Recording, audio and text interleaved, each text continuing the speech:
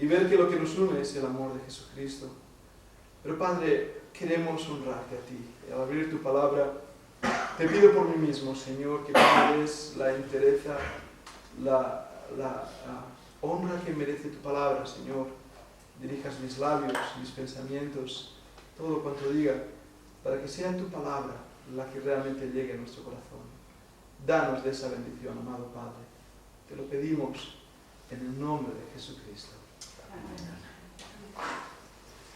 Hemos empezado durante ya un par de domingos a hablar sobre un tema que es la bioética, la ética de la vida, para parafrasear esa palabra extraña. Y es un tema difícil, y es un tema complicado aún en los campos del conocimiento, entre médicos, doctores, pero también entre filósofos. Hay muchos filósofos que hablan sobre la bioética. Y dentro de las iglesias, debo decir que dentro del catolicismo se han hecho incluso grupos para hablar de la bioética. Sin embargo, dentro del protestantismo ha habido poco movimiento, sino más bien un movimiento de denuncia con el aborto y esas cosas, pero no un movimiento fuerte de enseñanza e instrucción. Y en mi corazón me di cuenta que en nuestras iglesias, en el círculo de iglesias, pocas veces se habla de estos temas. Y una de las razones tal vez porque no se habla de estos temas es porque son temas delicados, donde es fácil decir algo incorrecto o herir la sensibilidad de otras personas. Y por eso uno tiene que ir con mucho cuidado al hablar de estos temas, pero también con mucha responsabilidad para mostrar lo que la palabra de Dios dice. La semana pasada estábamos hablando cómo la Biblia tiene que ser nuestra única norma de fe y de práctica. La Biblia es lo que nos hace tener una cosmovisión de la vida. Nosotros no creemos que somos animales. Nosotros no creemos que somos simplemente un producto del caos y del azar. Creemos que hemos sido diseñados a imagen de un Dios santo y puro. Creemos que Dios nos dio la vida y creemos que esa vida tiene que ser honrada. Esa es nuestra cosmovisión, eso es lo que creemos. Y por lo tanto no debemos avergonzarnos de decirlo. Otros creen diferente, está bien. Allá ellos con lo que ellos creen. Y de la misma manera seamos nosotros también conscientes de lo que creamos y vivámoslo de una manera genuina. Eso trae implicaciones. Y trae implicaciones que llegan a todos los campos de la vida. Y por eso tenemos que hablar de la bioética. Y hoy de esa palabra, biogénesis, quiere decir el inicio de la vida, el principio de la vida. Y debemos primeramente preguntarnos cuándo empieza la vida humana. ¿Cuándo empieza? Ahora, bíblicamente tenemos la respuesta. Dios tomó barro, creó un varón. Tomó la costilla de ese varón y hizo una varona. Es la palabra que utiliza en castellano. La palabra en hebreo es ish, varón. Y simplemente en una última letra sale la palabra isha, varona o mujer. Dios creó ambos a imagen y semejanza de Dios. Era una creación perfecta. Era la biogénesis, el inicio de la vida. Y Dios puso en esa creación perfecta un diseño inteligente extraordinario a través de un sistema genético perfecto en ese momento. Más tarde fue que hubo una pérdida de la genética debido al pecado y complicaciones por pérdida genética y empezaron a haber cambios dentro de la raza humana. Y por supuesto entró una cosa que la Biblia habla, la muerte. Si no hubiéramos pecado, si el hombre no hubiera pecado, la muerte no hubiera entrado al mundo de esa manera, pero entró la muerte. Ahora, Dios le dijo al hombre que procrearan, llenaran la tierra. Eso fue un mandato. Dios estableció que ellos debían cultivar un huerto ahí en el jardín del Edén, trabajar en ello. Y la Biblia nos habla más tarde como Adán conoció, es la palabra que la Biblia utiliza, conoció a su esposa y su esposa Eva dio a luz un hijo a semejanza de Adán, del hombre. Y en esa semejanza, ahora entra la teología, es cuando nos damos cuenta que ese niño que había nacido recibió no solo la carga genética humana, se convirtió en un bípedo en plume, sino también la carga de pecado. El alma de esa criatura ya estaba en una condición caída por el pecado. Adán engendró un hijo conforme a su semejanza. Y de esta manera el pecado de Adán pasó a todos los hombres, por cuanto todos pecaron. Y esto que hemos explicado debemos enfocarlo en un principio básico. Dios es el creador de la vida. Génesis capítulo 1, capítulo 2, capítulo 3. Nosotros creemos que es tal y como lo dice la Biblia. No creemos que sea una especie de cuento chino que se le cuenta a los niños alrededor de las hogueras de los campamentos ahí en Mesopotamia. No creemos eso. Creemos que fue Dios quien lo hizo así. Me dirás, pues ¿qué tontería crees? Más tontería es creer que yo vengo del mono. Lo siento, pero es así. Prefiero creer que un Dios todopoderoso es poderoso suficiente para hacer del barro un ser vivo, que no que un proceso de casualidad traiga todo el complejo que tenemos hoy en día de la vida. Pero ahí en Génesis nos habla de un tema que es importante, el origen del alma. Entendemos por las Escrituras que la vida empieza en el momento de la concepción, el Salmo 51.5. Y vamos a ver si hacemos un tiroteo bíblico rápidamente. Salmo 51.5, a ver quién es el primero que puede leerlo. Salmo 51.5. Fabián, ¿ya estabas ahí? No. El 51. 51.5. Número 5. He aquí, en maldad he sido formado y en pecado he concebido mi madre. ¡Wow!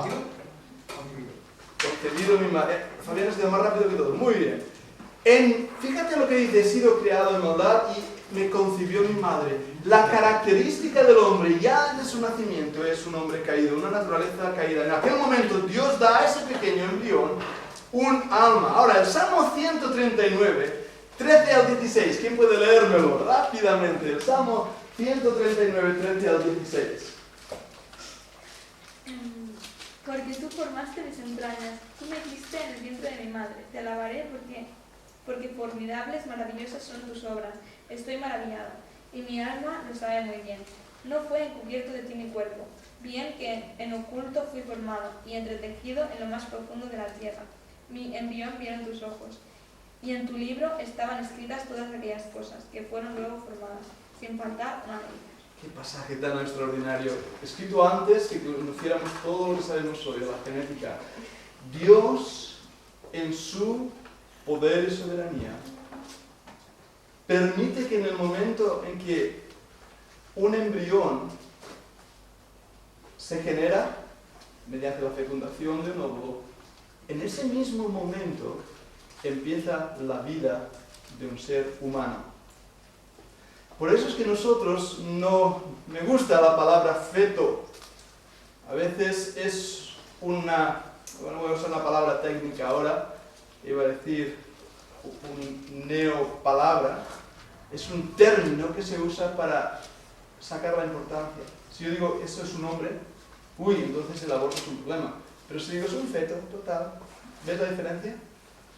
No, no es un feto, es un ser humano.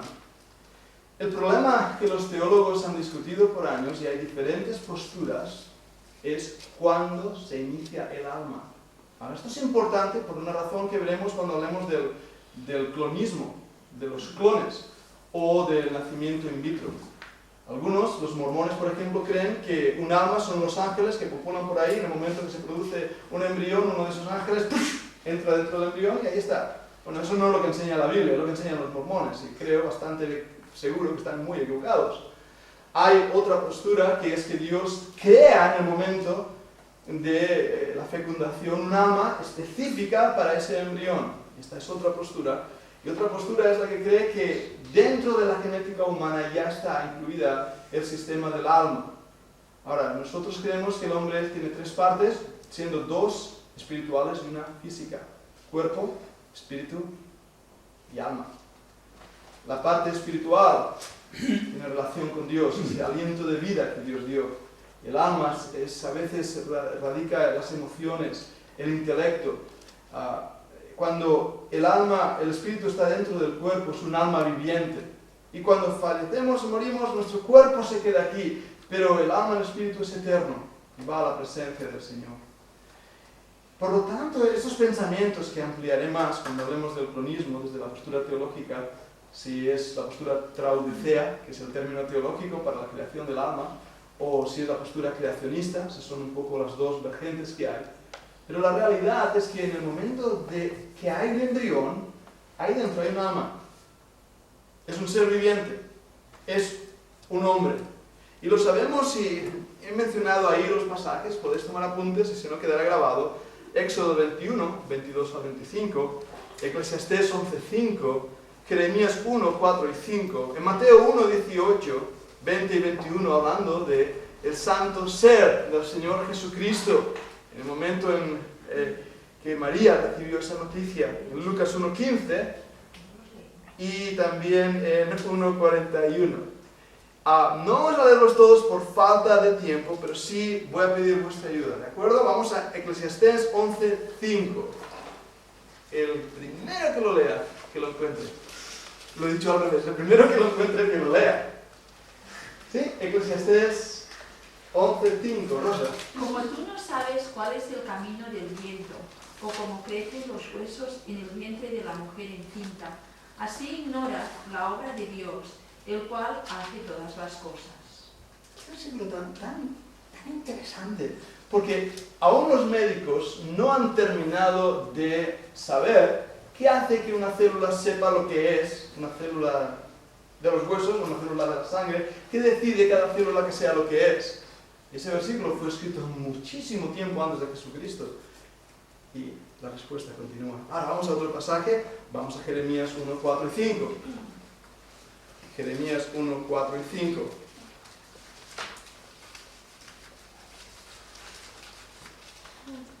¿Quién lo encuentra? Jeremías 1, 4 y 5.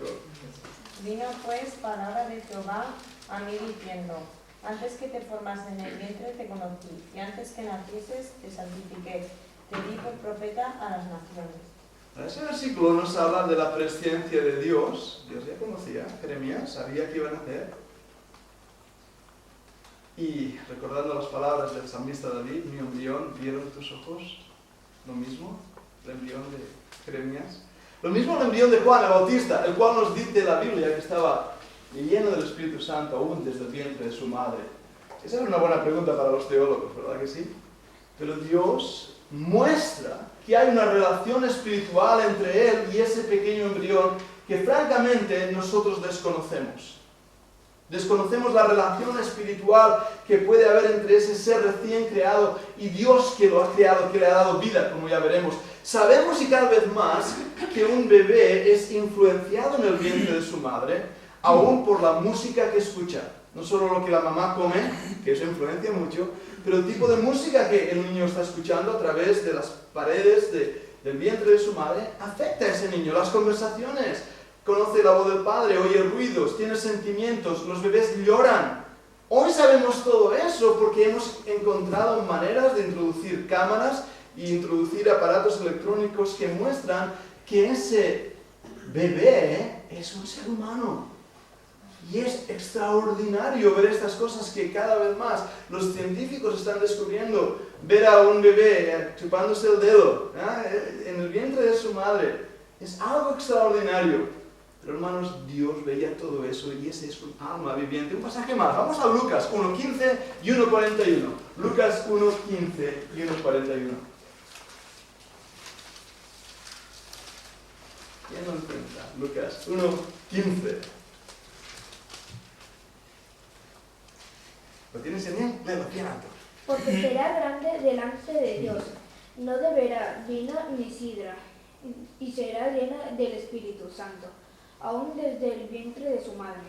Hablando de Juan el Bautista, ¿habéis visto ese versículo que antes mencionábamos? Aún desde el vientre de su madre, lleno del Espíritu Santo. ¿Hay una vida espiritual en esos niños? Yo creo que sí. Hay teólogos que difieren con lo que yo voy a decir ahora. Está bien, no es 100% seguro, pero yo creo que los niños que mueren van directo al cielo. Y cuando digo los niños, digo a los no nacidos, a lo que los científicos llaman feto. Porque esos niños aún no han sabido el bien y el mal, como nos dice, por ejemplo, cuando Dios envió a Jonás a predicar, y Jonás se enfadó, porque se le había muerto la calabaza por culpa de un gusano.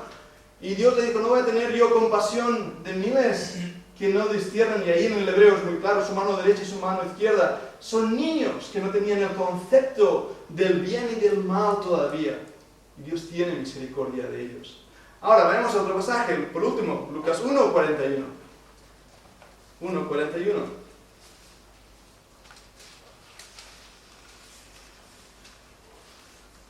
¿Estás bien, Fabián? Ves por él. Hoy estoy bien. Y aconteció que cuando oyó Elizabeth la salutación de María, la criatura saltó en su vientre y Elizabeth fue llena del Espíritu Santo. ¡Wow! ¿Qué respuesta? ¿Habéis notado? Esta es una pregunta un poco rara, pero ¿habéis notado, mamás, a un niño pegar una patada? ¿Verdad que sí? Papás, al menos Rosa me lo hacía, que ¡mira, mira! Le salía un boing por aquí, le salía un bulto, Jeremías sobre todo, que no paraba quieto, ¿verdad? Había una respuesta emotiva, espiritual, había una respuesta, y eso es lo que vemos con Juan el Bautista. Ahora, no solamente Dios es el creador de la vida, Él es el sustentador de la vida, Dios es el que la sustenta, el que la aguanta, Dios es el que da vida y la mantiene. Ese niño que tiene vida es identificado como un alma, es decir, una persona, y por lo tanto su vida debe ser respetada. ¿Ves ahí el primer principio? Si somos lógicos con nuestra legalidad, tenemos que establecer que si ese embrión es un ser humano, tiene los mismos derechos que los derechos humanos han sido registrados. ¿Verdad que sí? Ahora, si es otra cosa que un ser humano, entonces no tiene ningún derecho. Uno de los problemas, y lo veremos cuando hablamos del aborto, es que el primer derecho que es destruido es el derecho de ese niño, el derecho a la vida. Ahora, aparte de eso, tenemos que ver, como dice en 1 Corintios 15:45, así también está escrito, fue hecho el primer hombre, Adán, en ánima viviente. Ese niño, ese embrión, es un ánima viviente. No he usado la palabra feto, he usado la palabra embrión todo el rato y la palabra ser vivo o ser humano porque es lo que es. A veces en vez de feto digo feo, porque realmente son feos, si los habéis visto, pero son criaturas de Dios, nunca mejor dicho. Una de las experiencias tremendas para mí fue ir a la universidad, estar con el doctor Dumena. Él era el catedrático de la Universidad Autónoma y nos invitó a hacer una disección, en la sala de disecciones, una autopsia, lo cual fue bastante interesante.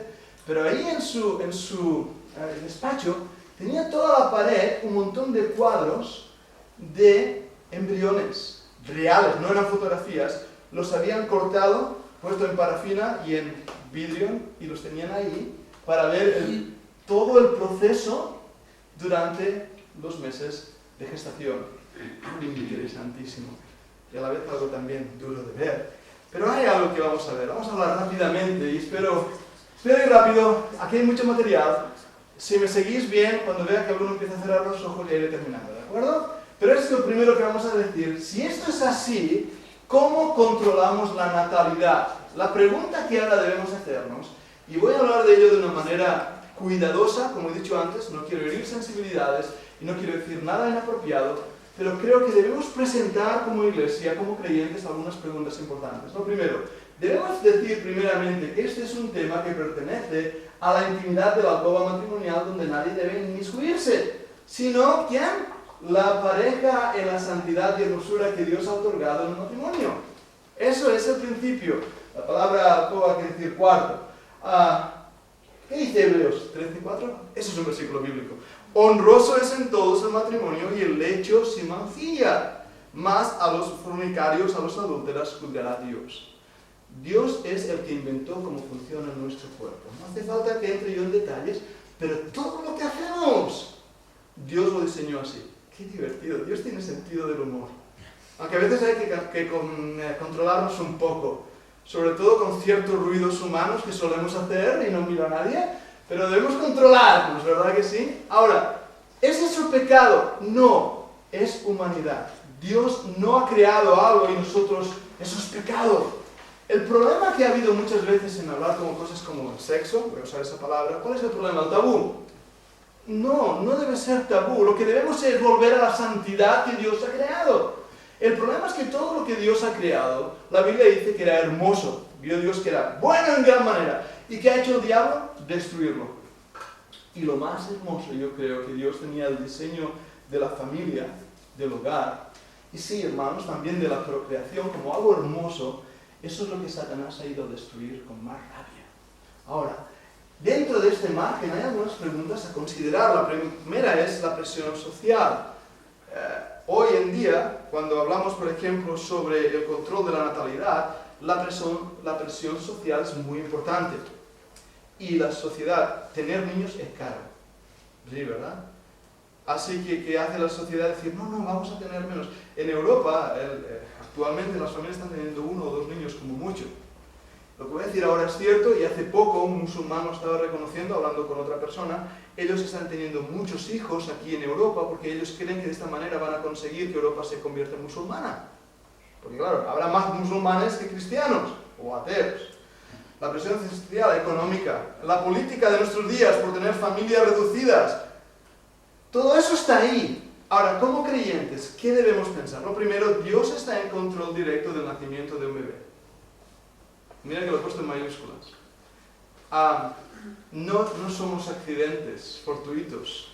Aunque tenía un amigo en la mile que decía eso de sí mismo. No lo somos. Vamos a ver un versículo, por ejemplo, en Génesis 25, 21 y algunos en Samuel. Los he apuntado aquí y así iremos un poquito más rápido. En Génesis 25, 21 dice: oró Isaac a Jehová por su mujer, que era estéril. Y aceptó Jehová y concibió Rebeca su mujer. No sabemos por qué era estéril. Los médicos a lo mejor nos darían una respuesta. Lo que sí sabemos es que el resultado fue que Isaac fue llevado a la oración para pedir a Dios un milagro y Dios lo oyó. Génesis 20, 17. Entonces Abraham oró a Dios y Dios sanó a Abimelech y a su mujer y a sus siervas y parieron, dieron a luz, sería la versión actual.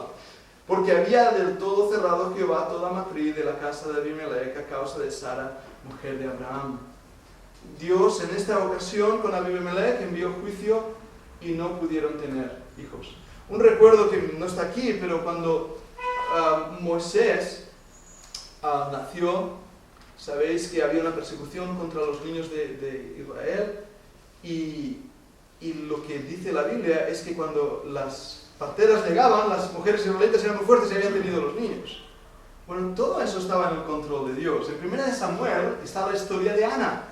Mas Ana daba una parte escogida porque amaba a Ana, aunque Jehová había cerrado su matriz. Ahora, la pregunta que me hago ahora, y claro, ahora ya sé la respuesta, pero ¿por qué lo hizo el Señor?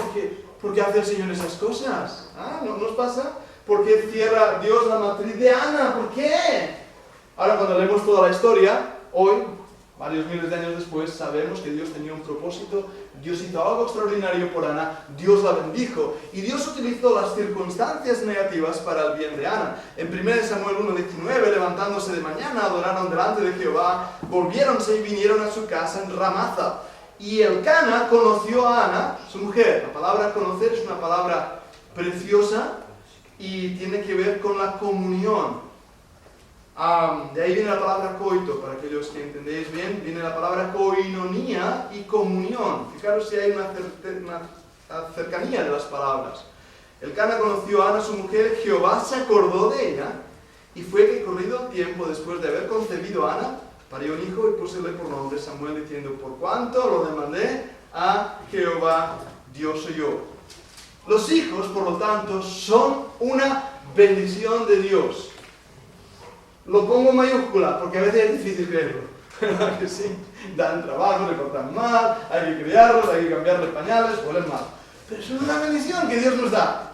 Y lo sabemos porque la Biblia nos lo dice. Salmo 128, cántico gradual, bienaventurado, feliz, todo aquel que teme a Jehová, que anda en sus caminos. Cuando comieres el trabajo de tus manos, bienaventurado tú tendrás bien. Tu mujer será como para que lleve fruto a los lados de tu casa, tus hijos como plantas de olivas alrededor de tu mesa. He aquí que así será bendito el hombre que teme a Jehová. Bendígate Jehová desde Sión, y veas el bien de Jerusalén todos los días de tu vida, y veas los hijos de tus hijos y la paz sobre Israel.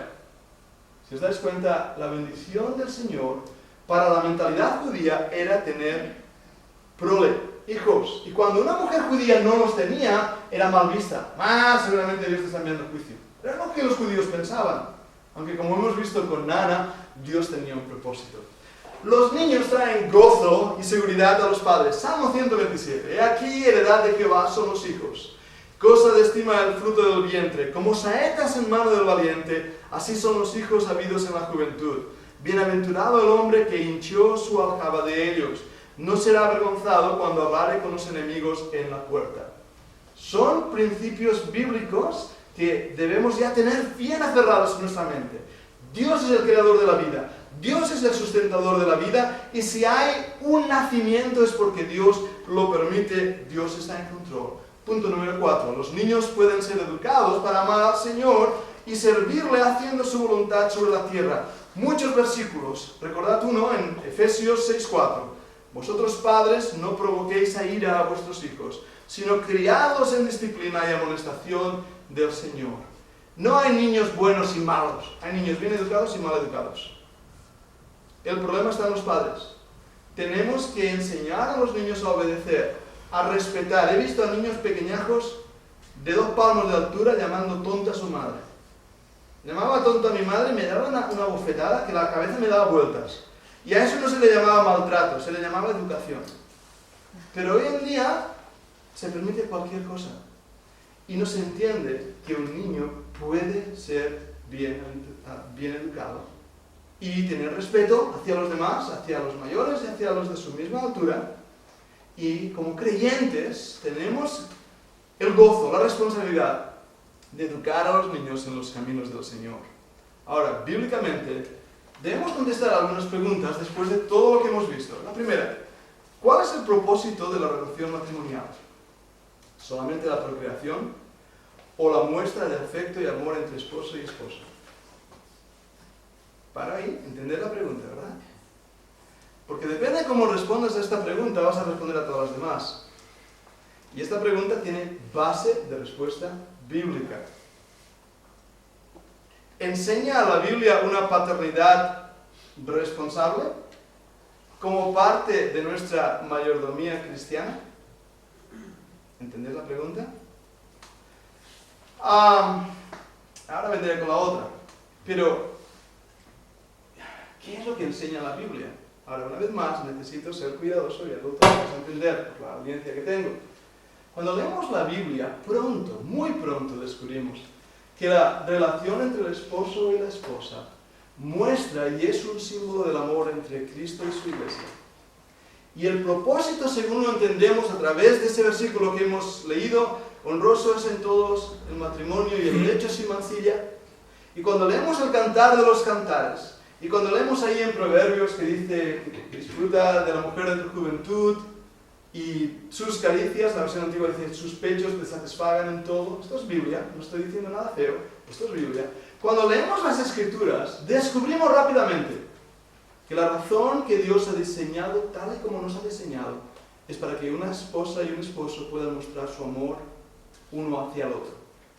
Las relaciones matrimoniales no son pecado, no son tabú, no es algo que, es algo que Dios ha diseñado para que podamos disfrutar plenamente del propósito y concepto del amor de entrega dentro del matrimonio.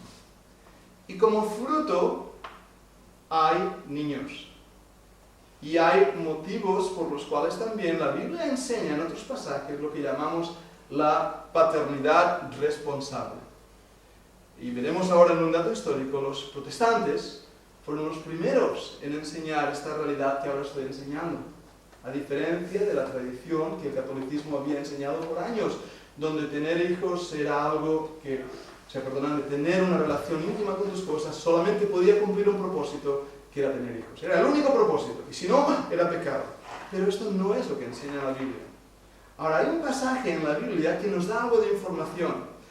Es en Génesis 38:9, nos habla de un hombre que era Onán. Dejadme explicar el principio, porque aquí el versículo que he apuntado es la Biblia, está en la Biblia, así que no debemos avergonzarnos de ello.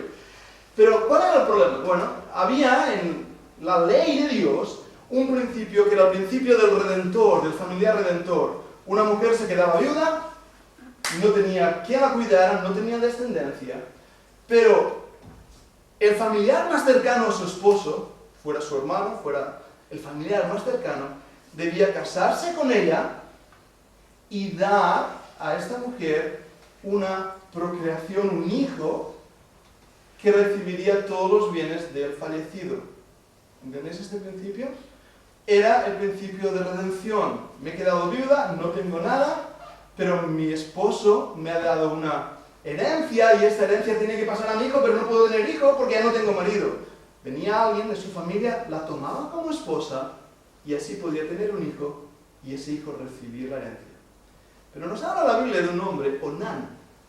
Onán, que sabía esto, se casó con esta mujer que había quedado viuda, pero no quería darle descendencia. Su motivo era egoísta, era malo.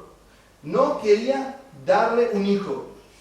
Y la Biblia nos dice entonces, sabiendo Onán que la simiente no había de ser suya, sucedía que cuando entraba la mujer de su hermano, vertía en tierra por no dar simiente a su hermano. ¿Lo entendéis todos bien? Esto me habla que en este tiempo ya se sabía esto, ya se conocía esto, y era una práctica normal para limitar la prole. Dios juzgó a Onán, no por lo que hacía, sino por qué lo hacía. ¿Me seguís? No por lo que hacía, porque si lo dice la Biblia, lo dice tan abiertamente, es porque se conocía. ¿Me entendéis? No era tabú, ya se conocía que esto era un método para limitar la natalidad. Pero la razón por la cual Onán hizo esto era una razón que desagradó a Dios. Esto nos lleva a ese principio que enseñamos y creemos en una paternidad responsable. Porque tenemos que cuidar a los hijos que Dios nos da. Y tenemos que proveer para ellos, porque la Biblia dice que el que no provee para los de su casa es peor que un incrédulo y ha negado la fe. Fijaros lo que llega a decir. De los métodos anticonceptivos, por eso, de la manera de frenar la natalidad, tenemos que pensar algunos principios. Hay naturales, hay mecánicos, hay químicos, es lo que hay ahí en el mercado. ¿Cuáles nos convienen? ¿Cuál de ellos son métodos abortivos y por lo tanto deben ser rechazados por el creyente? ¿Qué métodos no son buenos para mí como familia? Hay algunos puntos a considerar. Primeramente, la abstinencia no es un método adecuado ni lícito de control de la natalidad. ¿Es claro? Hay una manera para no tener hijos, muy clara, muy fácil. Abstente. Pero ¿qué nos dice la Biblia? Fijaros una vez más la manera tan santa que Dios habla de estas cosas. En 1 Corintios 7. Cuando a las cosas de que me escribisteis, bien es al hombre no tocar mujer. Corinto, la iglesia, escribe a Pablo, le dice, oye Pablo, ¿qué hacemos con un montón de temas en cuanto al matrimonio? Y Pablo le responde, mas, a causa de las fornicaciones, cada uno tenga su mujer y cada uno tenga su marido. El marido pague a la mujer la debida benevolencia y asimismo la mujer al marido. La palabra benevolencia ahí tiene que ver con las relaciones matrimoniales. Es el contexto. La mujer no tiene potestad de su propio cuerpo, sino el marido, e igualmente tampoco el marido tiene potestad de su propio cuerpo, sino la mujer. No os defraudéis, y la palabra ahí es neguéis, el uno al otro, a no ser por algún tiempo de mutuo consentimiento. Estar de acuerdo, decir, vale, vamos a parar. ¿Para qué? Para ocuparos en la oración. Y volved a juntaros en uno, es la palabra que Dios utiliza, juntarse en uno, para hablar de esa relación íntima entre esposo y esposa, porque no os tiente Satanás a causa de vuestra incontinencia. Así que la palabra de Dios una vez más nos muestra que la relación íntima entre esposo y esposo tiene que ver con mostrar afecto y cariño, nada que ver con el hecho de simplemente tener hijos. Ahora, punto a considerar. Déjame marcar una cosa ahí. Que está fallando el cable. El aborto no es un método lícito ni bíblico del control de la natalidad. De la misma manera que abstinencia no es un buen método, aborto no es un buen método. Los métodos abortivos son la dilatación, el raspado de succión, envenenamiento por sal, esterectomía, sección cesárea, aborto químico prostaglandínico y la píldora, la última, la RU 486. Todos estos métodos son abortivos. Matan al embrión, matan al bebé, matan al ser vivo, son abortivos. Por lo tanto, deben ser considerados fuera del límite para el creyente. ¿Por qué? Porque están provocando un aborto. Ahora, son puntos a considerar, ¿eh? Algunos métodos anticonceptivos son abortivos. El DIU, Algunas píldoras que destruyen el embrión fecundado lo preparan una vez ha sido implantado la prostaglandinas, la F2-alfa, por ejemplo. Los métodos anticonceptivos que no destrozan la vida son el profiláctico, cremas supositorios y FOANS en diafragma, el método rítmico o de Ogino. Estos no son abortivos. Miradlo en el Google, os da una buena explicación. Perdón, no me hagáis explicarlo a mí. Pero todos estos métodos pueden ayudar a mantener dentro de un método para no tener tantos niños como vengan, sino poder hacerlo de una manera cuidadosa, no siendo abortiva. Ahora, puntos a considerar. La esterilización, y es un método irreversible, que implica disección, extirpación o inutilización de nuestro sistema físico. En mi opinión, este método solo debe ser considerado cuando sea necesario para proteger la vida de la madre o del padre ante un posible embarazo. Bueno, el padre no queda embarazado, pero me entendéis. Es decir, hay momentos donde la madre corre peligro. Y voy a ser muy práctico en esto. En cuanto al aborto, esta es mi postura personal. Si alguien difiere, está bien, porque esto no es Biblia, ¿de acuerdo? Esto es lo que yo creo y otro puede creer de otra manera. En el caso de que mi esposa estuviera embarazada, su vida corriera peligro, es el único caso donde yo me plantearía que ese bebé fuera sacrificado para salvar a la madre. En el caso de que mi esposa corriera peligro por un problema físico y se tuviera que hacer una disección, una extirpación, para salvar, entraría dentro de una realidad. Yo he tenido un cáncer, me han extirpado un trozo de colon. Yo no podría haber sido tan necio y decir, ay no me saques el colon, esto es algo aberrante, ¿cómo vas a sacarme algo de mí? No, porque el médico me estaba ayudando a que mi vida continuara. En estos casos es lo mismo. Pero no debemos permitir o pensar que el aborto es una manera rápida de terminar un embarazo. Porque no lo es. No lo es. Y más cuando pensamos que ese niño tiene vida. Dejadme terminar con algunos puntos más a considerar sobre los métodos anticonceptivos. No son algo moderno, ¿de acuerdo? Un papiro egipcio, 1900-1100 antes de Jesucristo, decía que los médicos egipcios prescribían recetas a sus pacientes para prevenir los embarazos. Impresionante. En la escuela hipocrática, al igual que Aristóteles, Plinio, Dioscórides, Soranus de Éfeso y otros filósofos greco-romanos conocían métodos anticonceptivos tanto mecánicos como químicos. Clemente de Alejandría, en el 125-215 después de Cristo, decía que no era correcto para las parejas tener relaciones sin otro propósito que no fuera procreación, es seguir la naturaleza. Esto es lo que decía Clemente de Alejandrino. Esta es la postura católica. Así que los padres de la Iglesia tomaron la posición estoica. La posición estoica es fuera todo lo que me dé placer, todo lo que me dé felicidad, voy a ser estoico. ¿Y qué es lo que pasó? Y se me acaba de perder el poder. ¿Qué es lo que pasó? Fue después, cuando vino la Reforma, que empezó a enseñar la realidad que hemos estado hablando. Que la vida, la procreación de la vida, el amor entre el esposo y la esposa es algo que Dios ha diseñado. Y que nosotros hoy como creyentes tenemos que valorar todo lo que la Biblia dice en cuanto a la familia. Cada uno de nosotros, y esta era la última diapositiva, suerte que está en mi mente, ¿la veo? Bien. Lo último que tenemos que decir es que ¿cuántos hijos debemos tener cada pareja delante de Dios? Cada matrimonio debe determinarlo. Delante del Señor, si tú estás dispuesto a todos los niños que Dios te dé y bienvenido sea, recuerda, Dios es el que da la vida. Por lo tanto, Él te dará a todos los que Él quiera. Por otro lado, si tú crees que es necesario mantener una responsabilidad en cuanto a cuántos niños vas a tener, siempre dando a Dios la prerrogativa, está bien siempre y cuando hagas algo que no implique la muerte de ese embrión, la muerte de ese ser vivo. Por eso hemos dicho que el aborto no es un método anticonceptivo correcto para el creyente en absoluto. Ahora, esto es bioética. Cada uno de vosotros, delante del Señor, debéis llegar a conclusiones. Pero lo que sí enseña la Biblia es que Dios es el dador de la vida, el sustentador de la vida. Que Dios nos ha dado hijos para que los disfrutemos y les enseñemos. Y que Dios nos hace también responsables de cada uno de ellos. No podemos simplemente venir y ahí está. No.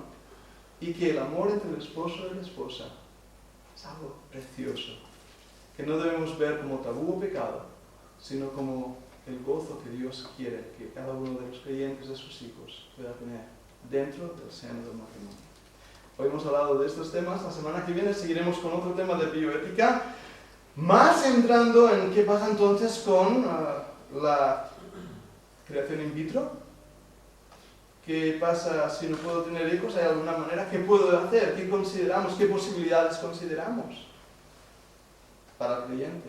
¿Y qué pasa con clonar? ¡Wow! ¡Qué divertido sería tener a 4 Jeremías por aquí! ¿Ah? Bueno, son temas a considerar. He hablado con el corazón en la mano, le decía a un hermano, voy a estar casi como, no quiero pisar huevos en esta tarde, vas caminando con mucho cuidado, pero es necesario hablar de estas cosas y que pensemos en buscar respuestas bíblicas delante del Señor con toda libertad, porque no enseñar esto no es la solución, sino llegar realmente a principios bíblicos. Vamos a orar y terminar. Padre, gracias, amado Padre, que tú nos has creado, nos has dado vida en ti y en tu nombre. Somos lo que somos por tu buena voluntad y tu don perfecto y tu sabiduría. Tú nos vistes aún desde el vientre de nuestra madre, tú nos creaste. Somos tuyos, Padre. Te ruego que cada matrimonio, aquí delante de la realidad de crear una familia, llegue a principios establecidos por tu palabra, que muestren, Señor, lo que ellos deben hacer, dirigidos por ti, Señor, en la intimidad de sus matrimonios. Y te damos muchas gracias por esto, en el nombre de Jesucristo.